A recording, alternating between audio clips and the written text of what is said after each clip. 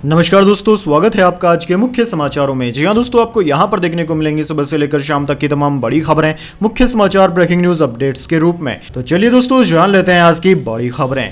बांग्लादेशी प्रधानमंत्री शेख हसीना अगले 48 घंटे में छोड़ सकती है भारत। यूरोप के किसी भी देश में शरण लेने की है अटकलें। जी हां दोस्तों, पड़ोसी मुल्क बांग्लादेश में हलचल मची हुई है। बांग्लादेश की पूर्व प्रधानमंत्री शेख हसीना अभी भी हिंडन एयरबेस के सेफ हाउस में ही है, जिनकी आगे की रणनीति को लेकर सरकार में मंथन चल रहा है। उधर दोस्तों, बांग्लादेश में जल्द ही नई अंतरिम सरकार का गठन हो सकता है। छात्रों ने अल्टीमेटम दिया था कि उन्हें न तो बांग्लादेश में सैन्य शासन कबूल है और न ही सैन्य समर्थित सरकार कबूल है। छात्रों के अल्टीमेटम के बाद बांग्लादेश के राष्ट्रपति ने संसद को भंग कर दिया था। इसी बीच दोस्तों, बड़ी जानकारी सामने आई है। बताया जा रहा है कि बांग्लादेश की पूर्व प्रधानमंत्री अगले 48 घंटे में भारत को छोड़ सकती है। चलिए दोस्तों, जान लेते हैं अगली खबर। शेख हसीना से अमेरिका भी हुआ नाराज, रद्द कर दिया वीजा। ब्रिटेन पहले ही दिखा चुका है आंख। जी हां दोस्तों, एक तरफ शेख हसीना जहां मारी मारी फिल रही है, वहीं दूसरी तरफ ब्रिटेन और अमेरिका ने शेख हसीना को अपने देश में घुसने से मना कर दिया है। दरअसल दोस्तों, अब खबर आ रही है कि अमेरिका ने शेख हसीना का वीजा ही रद्द कर दिया। शेख हसीना का बेटा अमेरिका में ही रहता है, जिसके बाद यह संभावना थी कि शेख हसीना अमेरिका जा सकती है,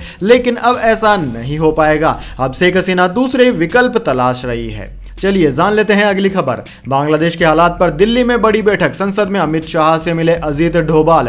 जी हां दोस्तों, विदेश मंत्री एस जयशंकर ने आज संसद में बांग्लादेश के मौजूदा हालात पर विस्तार से जानकारी दी। पड़ोसी देश की पूर्व प्रधानमंत्री शेख हसीना भारत में ही है। इसी बीच national security adviser Ajit Doval भी संसद पहुंचे। यहां गृह सचिव समेत अन्य वरिष्ठ अधिकारी भी मौजूद रहे।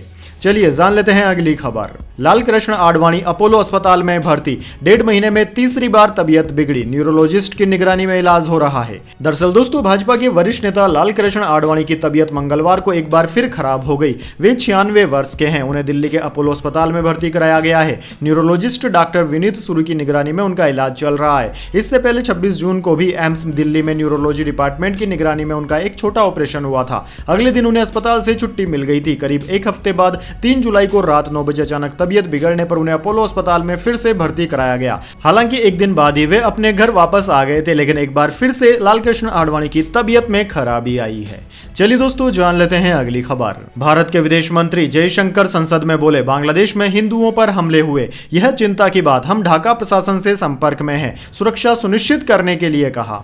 जी हां दोस्तों, बांग्लादेश के ताजा हालात पर विदेश मंत्री एस जयशंकर ने मंगलवार को संसद के दोनों सदनों में बयान दिया। उन्होंने कहा कि पड़ोसी देश राजनीतिक संकट से जूझ रहा है, वहां के हालात पर भारत सरकार की नजर है। जयशंकर ने आगे कहा कि बांग्लादेश में लोग सड़कों पर है, वहां हिंदुओं को निशाना बनाया गया है, यह चिंता की बात है। प्रदर्शनकारियों ने पुलिस पर भी हमला किया, जिसके बाद हालात बिगड़ गए। चलिए दोस्तों, जान लेते हैं अगली खबर। न्यूयॉर्क तक पहुंची तख्ता पलट की आग, बांग्लादेशी दूतावास में घुसे प्रदर्शनकारी, शेख मुजबिर की तस्वीर भी दीवार से उतार दी। दरअसल दोस्तों, बांग्लादेश हिंसा की आग अब देश से बाहर भी जा पहुंची है। पिछले दिनों लगातार हिंसक प्रदर्शनों के बाद शेख हसीना ने सोमवार को प्रधानमंत्री पद से इस्तीफा दे दिया और चुपके से देश छोड़कर भारत भी चली आई। इसी बीच अमेरिका से भी चौंकाने वाली तस्वीरें सामने आ रही है। कारण है, प्रदर्शनकारियों ने न्यूयॉर्क में बांग्लादेश के वाणिज्य दूतावास पर धावा बोला और शेख मुजबिर रहमान की तस्वीर उतार दी। इस घटना का वीडियो भी वायरल हो रहा है। दरअसल दोस्तों, वीडियो में प्रदर्शनकारियों को इमारत के अंदर घुसते और बांग्लादेश के संस्थापक की तस्वीर उतारते हुए देखा जा सकता है। हालांकि अभी तक यह स्पष्ट नहीं है कि हिंसा प्रभावित देश से दूर अमेरिका में बांग्लादेश के वाणिज्य दूतावास पर हमला क्यों किया गया है। चलिए जान लेते हैं इसके बाद अगली खबर। महाराष्ट्र विधानसभा चुनाव में कांग्रेस 5 विधायकों का टिकट काटेगी। विधान परिषद चुनाव में क्रॉस वोटिंग की थी। सीट बंटवारे पर कल एमवीए की मीटिंग। जी हां दोस्तों, महाराष्ट्र में विधान परिषद एमएलसी के चुनाव में क्रॉस वोटिंग करने वाले कांग्रेस के 5 विधायकों का विधानसभा चुनाव में टिकट कटेगा। सूत्रों के अनुसार इनके बदले पार्टी नए चेहरों को मौका देगी। हालांकि कांग्रेस की ओर से इसकी आधिकारिक जानकारी नहीं दी गई है। सूत्रों के अनुसार टिकट कटने वाले विधायकों में सुलभा खोड़के, जिशान सिद्दीकी, हीरामन खोसकर, जितेश अंतापुरकर, मोहन हम्बर्डे शामिल है। महाराष्ट्र में विधानसभा परिषद यानी कि एमएलसी के चुनाव में कांग्रेस के 7 से 8 विधायकों के क्रॉस वोटिंग करने की खबर सामने आई थी। चलिए दोस्तों, जान लेते हैं अगली खबर। Monsoon update. राजस्थान में बांध के पानी में पूरी की पूरी बस बही। हिमाचल में 87 सड़कें ब्लॉक हुई। 20 राज्यों में आज भारी बारिश का हाई अलर्ट जारी। जी हां दोस्तों, देश के सभी हिस्सों में मानसून जमकर सक्रिय है। राजस्थान के टोंक में टोरडी सागर डैम ओवरफ्लो होने से मंगलवार सुबह एक बस बांध के तेज बहाव में बह गई। ड्राइवर अभी भी लापता है। बस में यात्री नहीं नहीं थे। जैसलमेर में सोनार फोर्ट की एक दीवार ढह गई। 7 जिलों में आज स्कूल बंद है। पिछले 36 घंटों में 11 लोगों की मौत भी वर्षा जनित हादसों में हुई है। वहीं दोस्तों हिमाचल प्रदेश में लैंडस्लाइड और बाढ़ के कारण 87 सड़कें ब्लॉक है। राज्य में 6, 7 और 8 अगस्त को भारी बारिश का अलर्ट भी जारी किया गया है। शिमला के रामपुर के पास समेस गांव में रेस्क्यू और सर्च ऑपरेशन जारी है। 31 जुलाई को कुल्लू, मंडी और शिमला में बादल फटने से अचानक आई बाढ़ में 13 लोगों की मौत हुई थी। 40 लोग अभी भी लापता बताए जा रहे हैं। वहीं दोस्तों आईएमडी ने आज 20 राज्यों में भारी बारिश का अलर्ट जारी किया है। इन राज्यों में छत्तीसगढ़, राजस्थान, उत्तर प्रदेश, बिहार, दिल्ली, झारखंड, जम्मू कश्मीर, हिमाचल प्रदेश, पंजाब, हरियाणा, महाराष्ट्र, गोवा, ओडिशा, पश्चिम बंगाल, अरुणाचल प्रदेश, तमिलनाडु, नागालैंड, मणिपुर, मिजोरम और त्रिपुरा शामिल है। इन सभी राज्यों में बारिश का येलो अलर्ट जारी किया गया है। चलिए दोस्तों जान लेते हैं अगली खबर। एनसीईआरटी बोला स्कूली किताबों से संविधान की प्रस्तावना हटाई। शिक्षा मंत्री ने कहा मौलिक कर्तव्य, अधिकार और राष्ट्रगान शामिल है। कांग्रेस ने झूठ फैलाया है। जी हां दोस्तों, एनसीईआरटी की किताबों से संविधान की प्रस्तावना हटाए जाने के आरोप को संस्थान ने निराधार बताया। एनसीईआरटी ने कहा कि हम पहली बार भारतीय संविधान के विभिन्न पहलुओं जैसे कि प्रस्तावना, मौलिक कर्तव्य, मौलिक अधिकार और राष्ट्रगान को महत्व दे रहे हैं। शिक्षा मंत्री धर्मेंद्र प्रधान ने ट्विटर पर लिखा कि भारतीय शिक्षा व्यवस्था को बकवास बताने वालों को झूठ फैलाने से पहले सच जानने की कोशिश करनी चाहिए। शिक्षा जैसे विषय को भी झूठ की राजनीति के लिए इस्तेमाल करना और इसके लिए बच्चों का सहारा लेना कांग्रेस पार्टी की घृणित मानसिकता को दिखाता है। चलिए दोस्तों जान लेते हैं अगली खबर। वायनाड लैंडस्लाइड, मौत का आंकड़ा अब 402 पहुंचा। सर्च ऑपरेशन का आज 8वां दिन, 180 अभी भी हैं लापता। 6 दिन बाद मालिक से मिला डॉग। जी हां दोस्तों, केरल के वायनाड में तेज बारिश के बाद हुए लैंडस्लाइड में मरने वालों की संख्या अब 402 हो गई है। इनमें से 181 लोगों के शरीर के सिर्फ टुकड़े ही मिले हैं। 180 लोग अभी भी लापता हैं। सर्च ऑपरेशन का आज 8वां दिन था। दरअसल दोस्तों रेस्क्यू टीम आज सोची पारा के सनराइज वैली इलाके में तलाशी कर रही है। यह एक ऐसा दुर्गम क्षेत्र है जहां अब तक रेस्क्यू का काम नहीं हुआ था। वायुसेना के हेलीकॉप्टर से एक टीम वहां पहुंची। वहीं प्रभावित इलाकों को 6 जोन में बांटकर सर्च ऑपरेशन चलाया जा रहा है। इधर दोस्तों सोमवार देर रात पुथुमाला में लैंडस्लाइड में मारे गए 29 अज्ञात लोगों और 154 बॉडी पार्ट्स का सामूहिक रूप से अंतिम संस्कार कर दिया गया। उनकी आत्मा की शांति के लिए मंगलवार को सर्वधर्म प्रार्थना का आयोजन भी किया गया। वैसे दोस्तों कमेंट बॉक्स में आप भी उनके लिए RIP लिख सकते हैं। चलिए दोस्तों जान लेते हैं अगली खबर। बांग्लादेश की स्थिति को लेकर बिहार में अलर्ट जारी हुआ। पुलिस और अर्धसैनिक बलों को दिए गए निर्देश। जी हां दोस्तों, बांग्लादेश में उत्पन्न स्थिति को देखते हुए बिहार के कई हिस्सों में अलर्ट जारी कर दिया गया है। अतिरिक्त पुलिस निर्देशक JS गंगवार के अनुसार बांग्लादेश के नजदीकी जिलों में अलर्ट जारी किया गया है। दोस्तों आपको बता दें बांग्लादेश में तख्ता पलट होने के बाद अशांति की स्थिति है। पुलिस अधिकारी ने कहा कि ऐसे सभी जिलों में अलर्ट जारी कर दिया गया है। पुलिस को केंद्रीय अर्धसैनिक बलों के साथ मिलकर निगरानी रखने की भी निर्देश दिए गए हैं। हालांकि बिहार का कोई भी जिला बांग्लादेश की सीमा पर स्थित नहीं है, लेकिन बिहार नेपाल के साथ सीमा साझा करता है, जिसका उपयोग अक्सर अन्य देशों के घुसपैठिए भारत में घुसने के लिए करते हैं। चलिए दोस्तों जान लेते हैं अगली खबर। रावत एवेन्यू कोर्ट में कविता की डिफॉल्ट याचिका खारिज। बेल पिटीशन पर 7 अगस्त तक सुनवाई स्थगित। शराब नीति से जुड़ा है भ्रष्टाचार का मामला। जी हां दोस्तों, दिल्ली शराब नीति से जुड़े भ्रष्टाचार मामले में रावत एवेन्यू कोर्ट ने BRS नेता के कविता की डिफॉल्ट जमानत याचिका खारिज कर दी है। 5 अगस्त को हुई सुनवाई के दौरान कोर्ट ने जमानत याचिका पर सुनवाई 7 अगस्त तक के लिए स्थगित कर दी थी। कविता के वकील ने कोर्ट से बहस के लिए समय मांगा था और CBI मामले में डिफॉल्ट जमानत की मांग भी की थी। कविता के वकील ने कोर्ट में दलील देते हुए कहा कि वे जमानत याचिका पर जोर नहीं देना चाहते हैं, कृपया इसे वापस लेने की अनुमति दें।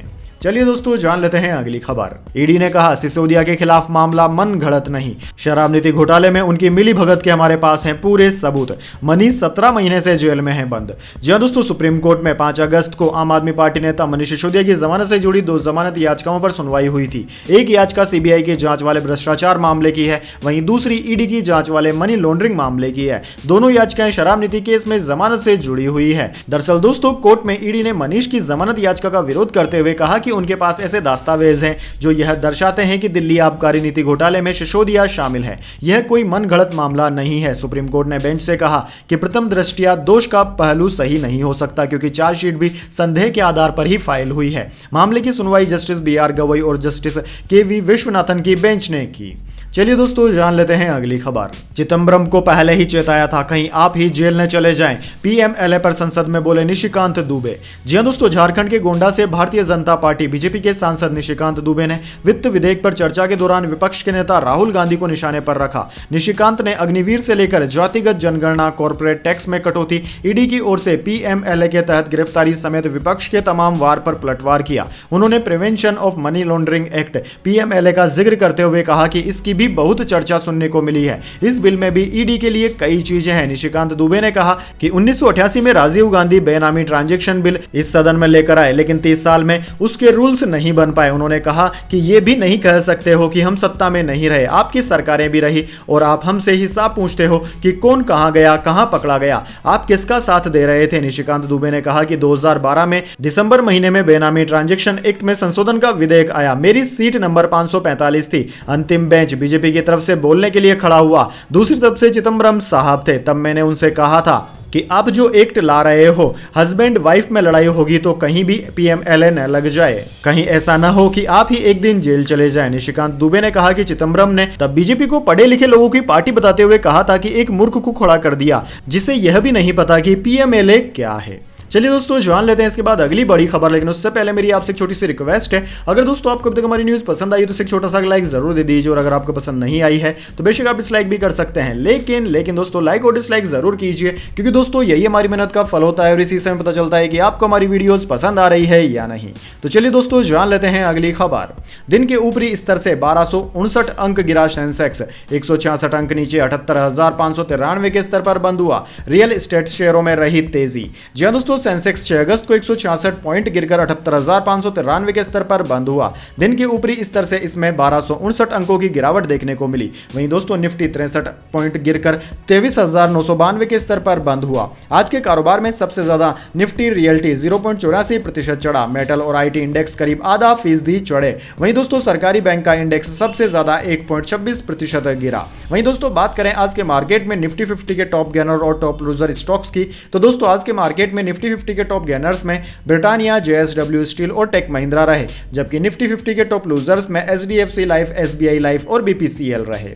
चलिए दोस्तों जान लेते हैं इसके बाद अगली खबर। सोना 213 रुपए गिरकर 68,904 पर आया। चांदी 506 रुपए फिसली। जी हां दोस्तों, सोने चांदी की कीमतों की बात करें तो आज के मार्केट में सोने चांदी की कीमतों में गिरावट दर्ज की गई है। Indian Boolean and jewellers association की वेबसाइट के मुताबिक 10 ग्राम 24 कैरेट सोना 213 रुपए गिरकर 68,904 रुपए का हो गया। कल इसके दाम 69,117 रुपए प्रति 10 ग्राम थे।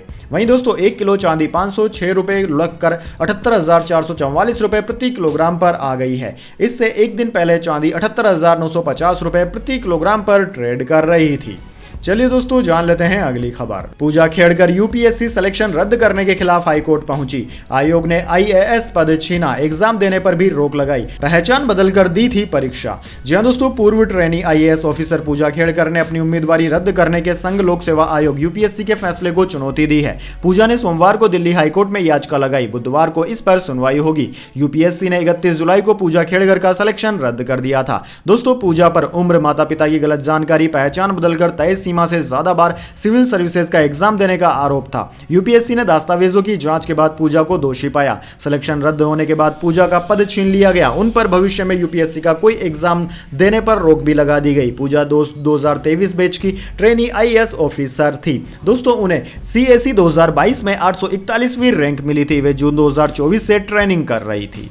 चलिए दोस्तों जान लेते हैं अगली खबर। कोर्ट कैंपस में रेप पीड़िता को दौड़ा दौड़ा कर पीटा, आरोपियों ने दी थी केस वापस लेने की धमकी। जी हां दोस्तों, मुजफ्फरपुर में रेप पीड़िता को कोर्ट परिसर में आरोपियों ने दौड़ा दौड़ा कर पीटा। पिटाई के दौरान पीड़िता सड़क पर गिरी। पीड़िता आरोपियों से रहम की गुहार लगाती रही, लेकिन उन आरोपियों ने उसकी एक न सुनी और उसके ऊपर लात घुसों की बौछार करते रहे। बीच बचाव करने जब पीड़िता के परिजन आए तो उनके साथ भी आरोपियों ने धक्का मुक्की की। दरअसल दोस्तों कोर्ट परिसर में मारपीट की जानकारी वहां मौजूद पुलिसकर्मियों को मिली तो पुलिस के जवान मौके पर पहुंचे। उनके पहुंचते ही हमला करने वाले आरोपी वहां से भाग निकले। पीड़िता दर्द से कहराते हुए रोती रही। इसके बाद आसपास के लोगों की मदद से परिजनों ने पीड़िता को सदर अस्पताल में भर्ती कराया। वहां उसका इलाज कराने के बाद परिजन उसे घर लेकर चले गए।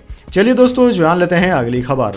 वेदांता का मुनाफा 54% बढ़कर 5,095 करोड़ रहा। पहली तिमाही में आय 6% बढ़कर 35,239 करोड़ रही। शेयर ने एक साल में दिया 74% का रिटर्न। जी हाँ दोस्तों, metal and mining company Vedanta limited का वित्त वर्ष 2024-25 की पहली तिमाही में मुनाफा सालाना आधार पर 54% बढ़कर 5,095 करोड़ रहा। एक साल पहले की समान तिमाही में कंपनी का कंसोलिडेटेड नेट प्रॉफिट 3,308 करोड़ था। वेदांता ने दोस्तों 6 अगस्त को पहली तिमाही के नतीजे जारी किए हैं। कंपनी के ऑपरेशन से कंसोलिडेटेड रेवेन्यू यानी कि आय में सालाना आधार पर 6% की बढ़ोतरी रही है। चलिए दोस्तों जान लेते हैं इसके बाद अगली बड़ी खबर। इंदौर में पुलिस ने कांग्रेसियों को खदेड़ा। सुरक्षा कर्मियों से भिड़े जीतू पटवारी। 10 मिनट चली खींचतान, मीडिया कर्मी घायल हुए। जी हां दोस्तों, इंदौर में नगर निगम में फर्जी बिल समेत कई घोटालों के खिलाफ कांग्रेस ने मंगलवार को प्रदर्शन किया। धरने के बाद कांग्रेसियों ने निगम मुख्यालय में घुसने की कोशिश की। कुछ कार्यकर्ता बैरिकेड फांदकर अंदर घुसने लगे। पुलिस ने वाटर कैनन चलाकर प्रदर्शनकारियों को खदेड़ दिया। इनमें कुछ कार्यकर्ता और मीडिया कर्मी घायल हो गए। पुलिस बल के साथ कांग्रेसियों की भिड़ंत 10 मिनट तक चली। इसके बाद प्रदेश अध्यक्ष जीतू पटवारी, पूर्व केंद्रीय मंत्री अरुण यादव, प्रदेश सह प्रभारी एवं सांसद कुलदीप इंदौरा ने प्रदर्शन स्थल पर ही एसडीएम रोशन रॉय को मांगों को लेकर ज्ञापन सौंपा। चलिए दोस्तों जान लेते हैं इसके बाद अगली बड़ी खबर। एमपी बोर्ड 10वीं 12वीं का टाइम टेबल घोषित। हाई स्कूल की परीक्षा 27 फरवरी, हाई सेकेंडरी की 25 फरवरी से होगी। जी हां दोस्तों, माध्यमिक शिक्षा मंडल एमपी बोर्ड ने मंगलवार को हाई स्कूल और हाई सेकेंडरी परीक्षा 2025 की तारीखों की घोषणा कर दी। हाई स्कूल की परीक्षा 27 फरवरी को शुरू होकर 19 मार्च को खत्म होगी। वहीं हाई सेकेंडरी परीक्षा 25 फरवरी से शुरू होकर 25 मार्च को खत्म हो जाएगी। फिलहाल दोस्तों हाई स्कूल और हायर सेकेंडरी की परीक्षा फॉर्म भरने की प्रक्रिया जारी है। ऐसे में बोर्ड ने इस सत्र में परीक्षा देने वाले स्टूडेंट्स की आधिकारिक संख्या घोषित नहीं की है। पिछले 2023-24 सत्र में एमपी बोर्ड की 10वीं और 12वीं की परीक्षाओं की तारीखों का ऐलान 2 अगस्त 2023 को ही कर दिया गया था। चलिए दोस्तों जान लेते हैं अगली बड़ी खबर। इस्लामिक कट्टरवादी हमला कर रहे। बांग्लादेश हिंसा पर बाबा रामदेव की पहली प्रतिक्रिया। जी हां दोस्तों, योग गुरु बाबा रामदेव बांग्लादेश की वर्तमान स्थिति पर प्रतिक्रिया कर रहे हैं। योग गुरु ने कहा है कि बांग्लादेश में हिंदुओं के ऊपर हमला हो रहा है और मंदिरों पर भी इस्लामिक कट्टरवादी हमला कर रहे हैं। यह चिंता का विषय है। उत्तराखंड स्थित हरिद्वार में रामदेव ने कहा कि जिस तरह से पूरी दुनिया में इस्लामिक कट्टरवाद पूरी दुनिया में बढ़ रहा है वह हमारे देश के लिए बहुत खतरनाक है। आज जिस तरह से सभी विपक्षी पार्टियों ने सरकार का साथ दिया वह सराहनीय है। उन्होंने कहा कि अगर भारत की विकसित राष्ट्र बनने का सपना है तो सभी को एक साथ देश के लिए कार्य करना होगा, तभी भारत विकसित राष्ट्र बन सकेगा। चलिए दोस्तों जान लेते हैं अगली खबर। नीरज चोपड़ा पहुंचे फाइनल में, पहले थ्रो में ही काम तमाम। जी हां दोस्तों, भारतीय टीम के पदक की सबसे बड़ी उम्मीद athlete Neeraj Chopra qualification round में उतरे। पेरिस ओलंपिक में जेवलिन थ्रो के क्वालिफिकेशन में टोक्यो गोल्ड मेडल विजेता ने पहले थ्रो में ही 89.34 मीटर लंबा भाला फेंकते हुए फाइनल में जगह पक्की कर ली। उनके साथी किशोर कुमार जेना फाइनल में जगह बनाने में नाकामयाब रहे। दोनों ही खिलाड़ियों को अलग अलग ग्रुप में रखा गया था। अब सबकी नजरें गोल्ड मेडल विजेता नीरज चोपड़ा पर है। दरअसल दोस्तों नीरज चोपड़ा दूसरे ग्रुप में भाला फेंकने वाले खिलाड़ियों में पहले स्थान पर थे। पहला थ्रो करने पहुंचे ओलंपिक गोल्ड मेडलिस्ट ने 89.34 मीटर की दूरी हासिल करते हुए अपने आने की घोषणा कर दी। एक थ्रो के साथ ही नीरज ने फाइनल में जगह पक्की की और फैंस खुशी से झूम उठे। वहीं दोस्तों पाकिस्तान के अरशद नदीम ने 86.59 मीटर लंबा भाला फेंकते हुए फाइनल में जगह बनाई। चलिए दोस्तों जान लेते हैं इसके बाद अगली बड़ी खबर। कमला हैरिस ने टिम वाल्ज को चुना अपना उपराष्ट्रपति उम्मीदवार। मिनेसोटा के गवर्नर है टिम वाल्ज। नवंबर में होना है राष्ट्रपति का चुनाव। जी हां दोस्तों, अमेरिका में इस साल नवंबर में राष्ट्रपति चुनाव होने वाले हैं। इस चुनाव के लिए डेमोक्रेटिक उम्मीदवार कमला हैरिस ने टिम वाल्ज को अपना उपराष्ट्रपति उम्मीदवार चुना है। टिम वाल्ज अमेरिका राज्य मिनेसोटा के गवर्नर भी है। हालांकि दोस्तों कमला हैरिस को इस कदम को ग्रामीण और श्वेत वोटर्स को साधने के प्रयास के तौर पर देखा जा रहा है। टिम वाल्ज अमेरिकी आर्मी के नेशनल गार्ड का हिस्सा भी रह चुके हैं। वे पूर्व शिक्षक भी हैं जो 2006 में हाउस ऑफ रिप्रेजेंटेटिव के लिए चुने गए थे। दरअसल दोस्तों 12 साल तक इस पद पर रहने के बाद 2018 में वो अमेरिका राज्य मिनेसोटा के गवर्नर बने। गवर्नर के पद पर वह काफी ज्यादा लोकप्रिय रहे। उन्होंने स्कूलों में मुफ्त भोजन, जलवायु परिवर्तन, मध्यम वर्ग के लिए टैक्स में कटौती और मिनेसोटा में वर्करों के लिए पेड लीव देने जैसे मुद्दों पर काम किया। तो दोस्तों यह थी आज की तमाम बड़ी खबरें। इसके बाद दोस्तों बारी आती है आज के माइंड क्विज क्वेश्चन की। जी हां दोस्तों, एक आसान से सवाल का जवाब देकर आप जीत सकते हैं एक सरप्राइज गिफ्ट हमारे यूट्यूब चैनल की ओर से।